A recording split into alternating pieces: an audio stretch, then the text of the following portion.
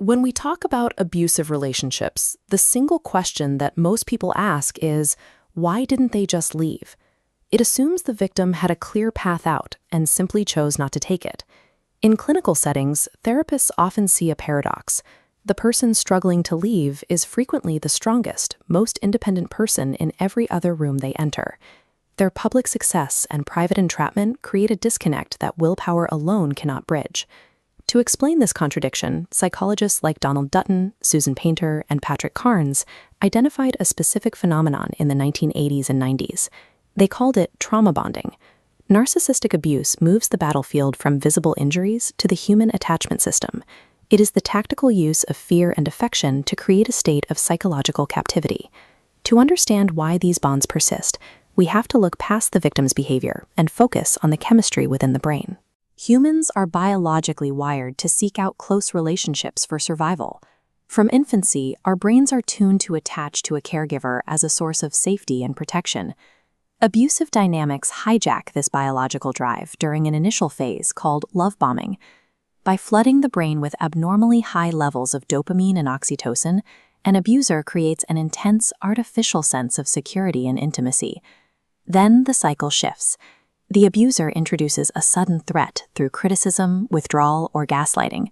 The brain responds with a spike in cortisol and adrenaline, activating the body's threat detection system. This creates betrayal blindness. The brain faces a double bind. It recognizes the threat, but it is neurologically driven to seek comfort from the very person causing it. The brain resolves this paradox by blinding itself to the abuse. It prioritizes the survival attachment, overriding logic to maintain the bond. This attachment is cemented by a mechanism called intermittent reinforcement. This conceptual framework illustrates how narcissistic abuse operates within domestic violence. It is not a constant stream of cruelty, but a strategic cycle of emotional domination interspersed with sudden, unpredictable rewards. This cycle functions like a slot machine. The tension and explosion phases act as the punishment, while the honeymoon and calm phases provide the jackpot. The unpredictability creates a dopaminergic loop that the nervous system begins to crave, often confusing that craving with connection. The cycle follows 4 very specific steps: idealization, where affection is intense; devaluation, where the victim is criticized; discard, where abandonment is threatened; and reconciliation, offering a temporary return to the good version of the partner. Intermittent reinforcement removes conscious choice from the equation. It traps the victim in a state neurologically similar to a severe substance or gambling addiction. The long-term effects of this invisible abuse are profound. Victims often suffer from complex PTSD, chronic anxiety, and somatic symptoms like fatigue or gastrointestinal distress.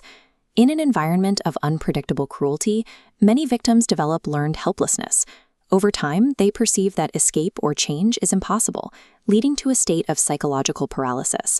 This study highlights a critical gap in our institutional responses. Because narcissistic abuse is covert and leaves no visible injuries, legal, medical, and social frameworks frequently fail to detect or acknowledge the danger, leaving victims without an external reality check. This institutional silence reinforces societal myths that blame the victim, further isolating them within the cycle of abuse.